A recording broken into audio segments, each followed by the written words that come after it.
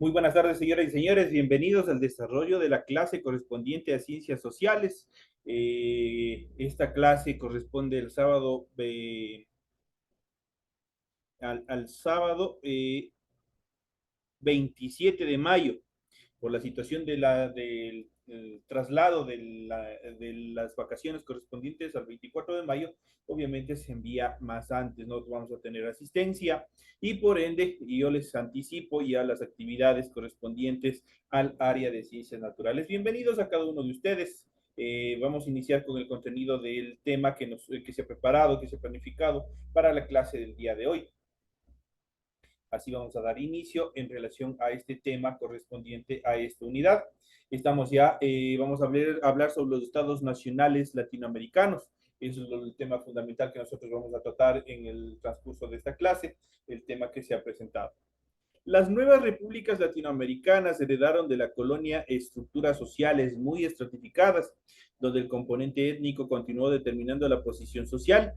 Si bien algunos postulados de la Revolución Francesa estuvieron presentes en la ideología de criollos y de independentistas, la igualdad social no inspiró la conformación de nuevas naciones. Sencillamente los criollos pasaron de ser la clase dirigente en lugar de la oligarquía española, mientras que la situación de los demás grupos sociales quedó casi inalterable, siguió su rumbo normal.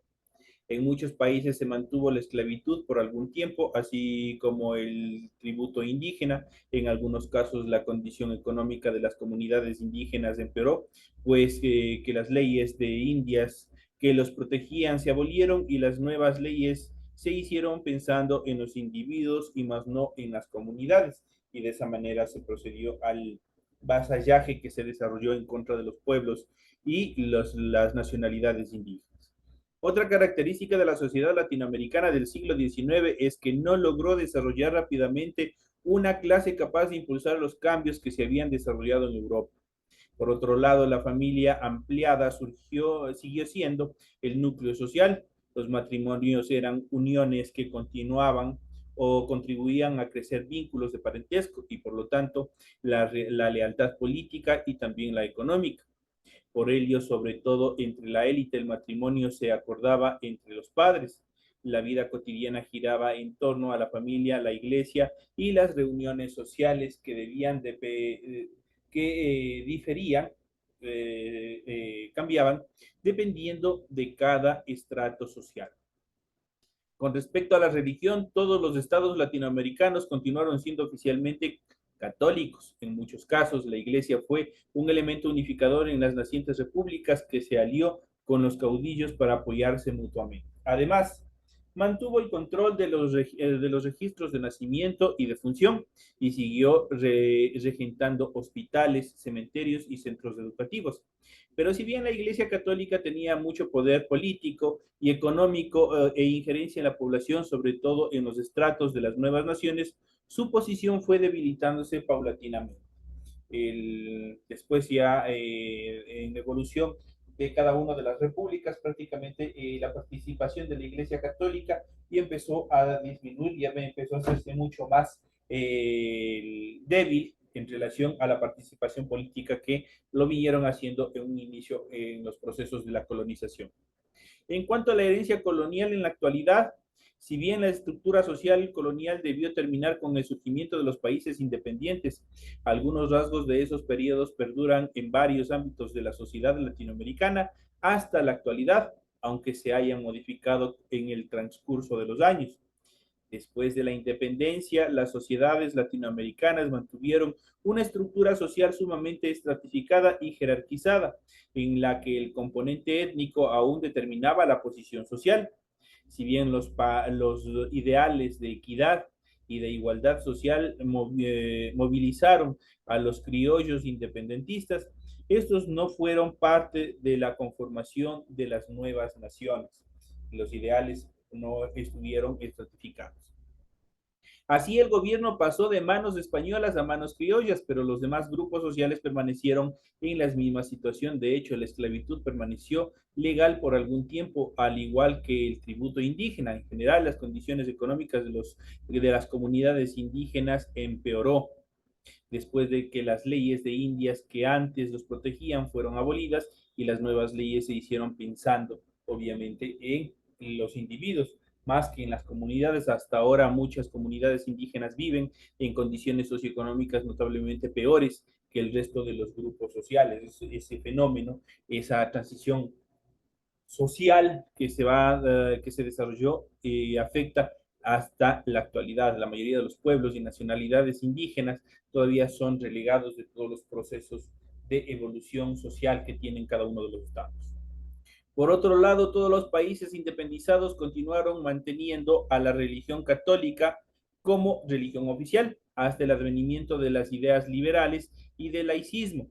La religión que fue en un momento el elemento unificador de los nacientes países, más tarde fue movido de disputas entre conservadores y liberales.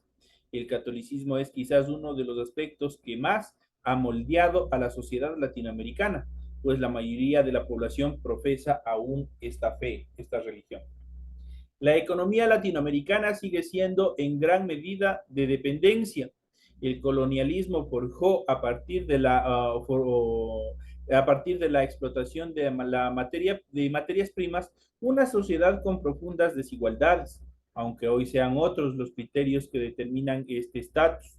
Sin embargo, hay que destacar que el mestizaje étnico y cultural originó una sociedad con su propia identidad que persiste hasta la actualidad, a pesar de la influencia de la cultura y modas extranjeras. El arte, la lengua, el sincretismo religioso, las costumbres, entre otras características, son expresiones del ser de la sociedad latinoamericana hasta la actualidad.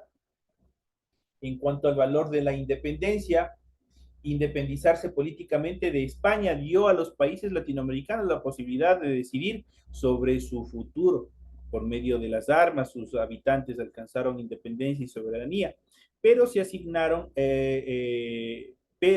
obviamente esto significó imponencia, impotencia frente a determinadas actividades que todavía hasta la fecha no nos hemos logrado liberar de determinadas condiciones de opresión, de otras formas de opresión a nivel de las potencias mundiales. Obviamente el significado e importancia tiene ser soberano e independiente, es mucho más, abarca muchos aspectos más considerables.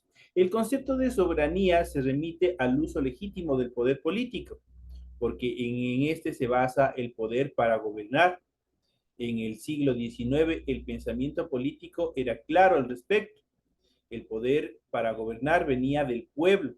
Por otro lado, la independencia política es la capacidad de un país de ejercer de forma autónoma su soberanía, sin lo cual el desarrollo político, cultural, social y económico es imposible. La libertad está sustentada por este concepto de independencia, por eso debe ser una libertad responsable, que no piense únicamente en el individuo singularizado, sino y la satisfacción personal, y más bien la libertad consagrada en las leyes y moldeada para ellas. Obviamente se tiene que legislar en función general, en función de todos los ciudadanos ecuatorianos. Si vemos los hechos desde esta perspectiva, las guerras de independencia cobran otro significado y solo ahí nos explicamos cómo un continente soportó casi 20 años de lucha, que dejaron campos devastados, familias rotas y separadas, así como sueños truncados. De esta manera nos explicamos cómo varios sectores sociales y económicos lucharon por alcanzar su independencia y soberanía, pero con justa razón podemos decir eso fue lo único que alcanzaron, ya que las estructuras sociales y económicas quedaron lamentablemente intocables, se quedaron tal y como están. Sin duda, lo experimentado durante las guerras de independencia fueron muy importantes, pero todavía quedó mucho por hacer. Las naciones latinoamericanas se asentaron sobre una base social que consolida la inequidad, además de las desigualdades heredadas de la colonia durante el resto del siglo XIX y también inicios del siglo XX. Los países latinoamericanos, ahora formalmente independientes, estuvieron sujetos a relaciones económicas con las grandes potencias, en especial con Gran Bretaña y también con la naciente potencia Estados Unidos, que no les permitían superar el modelo de extracción de materia prima y por el contrario permanecieron endeudados y económicamente dependientes de esas potencias a través de la famosa deuda externa que nosotros la tenemos hasta la actualidad.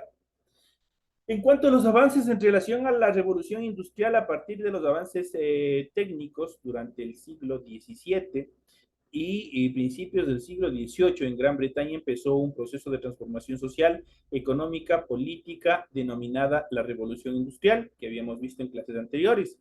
En el continente europeo, la industrialización se produjo después de 1815, tras el fin de las guerras napoleónicas. Sin embargo, el desarrollo industrial no fue homogéneo, pues se concentró principalmente en el centro del continente europeo. En países como Inglaterra, Alemania, Bélgica y Francia se desarrollaron todos estos eventos. En cambio, en el resto de los países la industrialización fue muy escasa, muy precaria y siempre circunscrita a zonas aisladas. Por ejemplo, el País Vasco y Cataluña en España son ejemplos de países o poblaciones donde nunca se desarrolló o no se incorporó a estas poblaciones en todos estos procesos de desarrollo industrial, obviamente propio de Europa.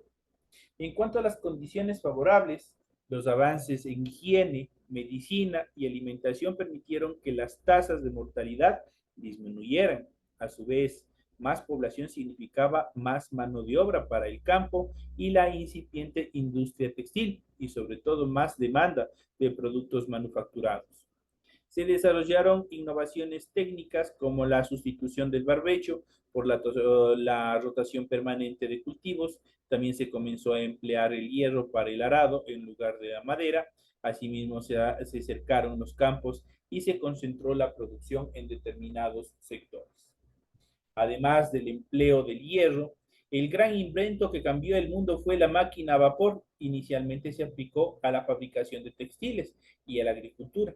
Con este invento, la fuerza humana y animal se hizo cada vez menos necesaria en todos los procesos de producción, pues estos fueron reemplazados por todas las máquinas impulsadas a vapor, ya automatizadas en aquel entonces de esta perspectiva. Elementos como el carbón de coque eran indispensables para la industria, pues suponía la principal fuente de energía para la máquina de vapor y Gran Bretaña tenía grandes minas. Por otro lado, fue fundamental que el capital originado por el comercio exterior se pudiera invertir en el desarrollo industrial. Había estabilidad política y el gobierno era favorable para la inversión privada y las políticas exteriores expansivas. Finalmente, Gran Bretaña, a diferencia de otras naciones, tenía una estructura estamental menos rígida que valoraba el trabajo comercial e industrial. Eso quiere decir que para Gran Bretaña lo principal fue el trabajo que venía de la industria y también el comercio de todos los productos que ellos elaboraban. En relación a cambios en las relaciones sociales, todos estos eventos obviamente intentaron, originaron cambios importantes en el desarrollo social, en el desarrollo cultural de cada una de las poblaciones. Obviamente la gente del campo hasta la actualidad tiene otra forma de vivir, tiene otros criterios, otras actividades. Cuando viene a la ciudad cambia su perspectiva. Lo mismo sucedió con las personas cuando hubo el éxodo del campo a la ciudad por el proceso de evolución industrial. Las nuevas máquinas industriales solo cabían en grandes espacios. Así aparecieron las fábricas en las que se concentraban los trabajadores. Paulatinamente la industria textil pasó de una producción artesanal hecha en pequeños telares o talleres en los que el trabajador participaba en todos los procesos de fabricación. Eso quiere decir que los trabajadores estaban presentes en todas las etapas del proceso de fabricación y en los que eran dueños de los insumos y producción y del producto final, a una industria masificada. Cambió toda esta parte hacia una industria masificada en la que los trabajadores se especializaban solo en una parte de la producción y no eran dueños de la maquinaria ni del producto final. Así aparece el feudalismo industrial y también el proletariado, que vamos a ver en qué consistió estas etapas. Como todo le pertenecía al dueño de la fábrica, éste les entregaba un salario.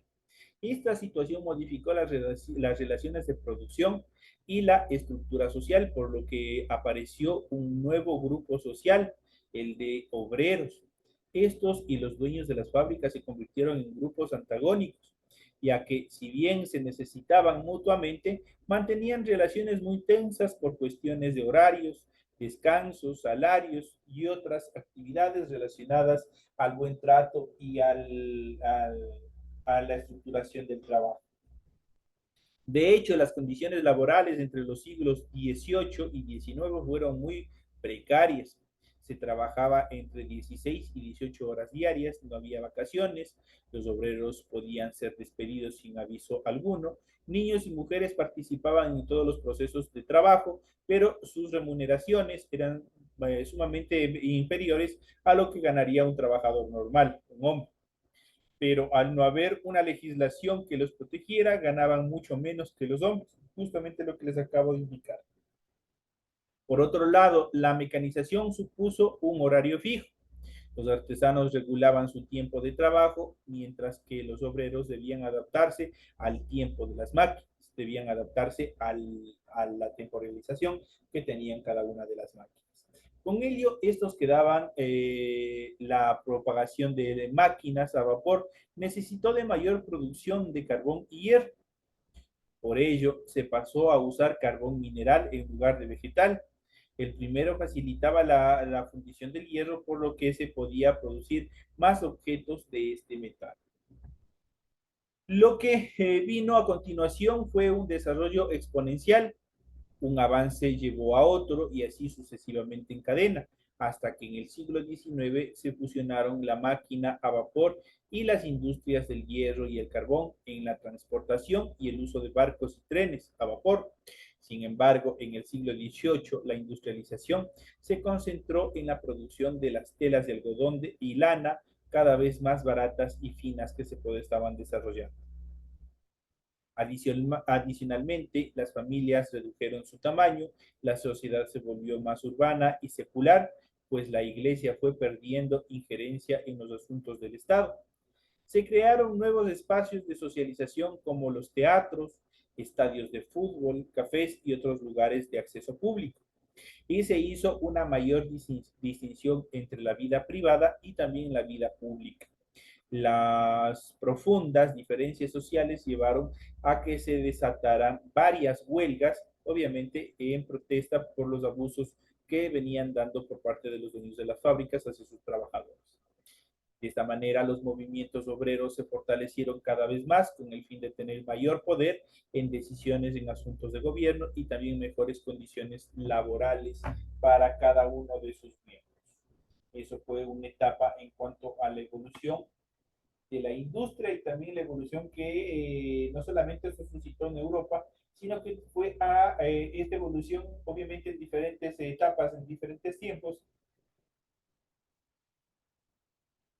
se desarrollaron a nivel global. De esta manera vamos a ver en esta primera etapa, en cuanto al pensamiento político, vamos a ver en qué consistió el capitalismo. Vamos a ver esta etapa en relación al capitalismo. El capitalismo es el sistema económico que se formó a finales del siglo XVIII en Inglaterra, ligado a la revolución industrial, y desde entonces ha ido evolucionando y extendiéndose hasta llegar a ser el sistema mundial actual. Este sistema económico se caracteriza por la propiedad privada, la búsqueda del máximo beneficio, la importación del mercado, regido por la ley de la oferta y la demanda, y el papel fundamental que desempeña la producción masiva a través de la industrialización y del consumo. El capitalismo como sistema se ha expandido y afianzado gracias a tres características de la revolución industrial. La primera, el crecimiento de la producción manufacturera, la segunda, la expansión de las ciudades y la tercera, el comercio internacional. Eso quiere decir las exportaciones. En relación al crecimiento de la producción manufacturera, desde la invención de la primera máquina textil en Gran Bretaña, el desarrollo técnico pronto se generalizó para la producción de bienes y transportes, en la medida que se encontraban disponibles más productos y a precios mucho más convenientes, mucho más bajos. Se aumentó el consumo, lo que a su vez exigió un aumento constante de la producción. En relación a la expansión de las ciudades, el desarrollo de centros industriales en las principales ciudades trajo consigo el establecimiento de los trabajadores y de sus familias en sus alrededores, con lo que las ciudades crecieron en tamaño y también en densidad poblacional. Esto exigió la construcción de nuevas vías de comunicación implementación de medios de transporte para llevar a los trabajadores y las materias primas a las fábricas y los productos al mercado. El comercio internacional por el cambio. En cambio, el capitalismo como sistema económico también se extendió y se avanzó porque Inglaterra requería mayor cantidad de materias primas, en especial el algodón, que no podía satisfacer internamente, a la vez que necesitaba llevar sus productos al exterior para que la creciente capacidad de producción no se estancara. En ese sentido, ayudó mucho el desarrollo de la industria naval, que empleó nuevos avances técnicos como la máquina a vapor para poder mover grandes buques y de esa manera prácticamente generar un proceso de producción a través del mar.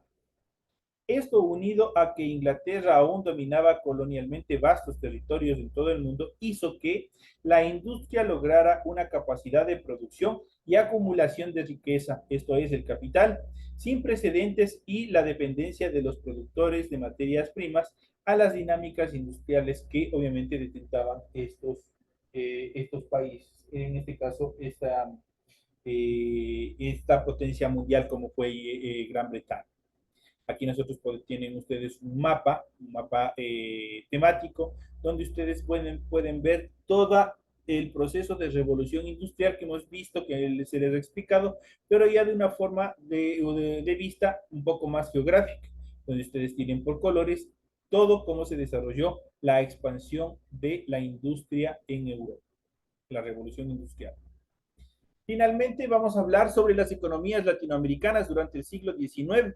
Todos estos eventos que se desarrollaron en Europa también afectó a la economía latinoamericana. Fruto de la segunda revolución industrial, el imperialismo y la mundialización de la economía, surgió la división internacional del trabajo, es decir, la especialización de un país o región mundial en la producción de ciertos tipos de bienes. Los países desarrollados iniciaron el proceso de industrialización y se especializaron en la producción de bienes secundarios o fabricados, y las colonias y los países periféricos en la producción de materia prima. A largo plazo, para que este esquema funcionara, se requería necesariamente de un espacio dependiente. Esto evitó que regiones como América Latina, África o Asia se industrializaran o que tardaran mucho tiempo en hacerlo. Esta parte les convenía a las potencias porque no necesariamente ellos necesitaban que los países latinoamericanos se industrialicen a un 100%. El desarrollo económico de América Latina durante el siglo XIX y las primeras décadas del siglo XX se dio en este contexto. Además, es importante considerar que las guerras de independencia dejaron a este territorio dividido políticamente en estados nacionales, en los que se produjeron luchas caudillistas que profundizaron la división regional interna y externa. También dichas guerras dejaron muy empobrecidos y endeudados a las nacientes naciones o países, por lo que fueron presa fácil del imperialismo, tanto del capitalismo especialmente, que está oprimiéndonos periódicamente. La nueva clase dominante latinoamericana quiso incorporar el desarrollo industrial y la modernización europea a su vez hizo vida y su nación, pero sin estabilidad económica ni mayores recursos. Fue imposible que desde el Estado se llevara a cabo este proceso. Así se optó por concesionar o consignar a empresas extranjeras la construcción de vías férreas, tendido eléctricos y otros servicios que permitían el desarrollo industrial y obviamente el desarrollo de la vida moderna en cada una de estas regiones. La modernización llegaba, pero se profundizaba la dependencia con los países centrales y las ganancias no se quedaban en Latinoamérica, sino que regresaban a Europa por medio de sus compañías transnacionales o consignatarias. Poco a poco la minería y el transporte fueron concesionados a empresas extranjeras, muchas veces por más de 50 años. Cabe señalar también que la construcción de infraestructura estaba vinculada con la inversión de las compañías extranjeras y no necesariamente a las necesidades de cada uno de los estados o los países. Esos son los temas que nosotros hemos tratado, que se encuentra planificado para la presente semana. Ustedes tienen esta clase explicativa y a relación con este video les enviaré la tarea que tienen que hacer en función de esta temática que hemos visto el día de hoy. Entonces, ustedes tienen todo el material necesario en esta clase, en este video que se les proporciona en relación y en función de las preguntas que ustedes tienen que responder en su tarea. Señores y señores, de esta manera llegamos a la parte final. Les deseo que tengan un feliz fin de semana, un feliz feriado y nos estaremos viendo hasta nuestra próxima clase ya en nuestra aula física. Nos vemos, señores y señores. Una excelente tarde.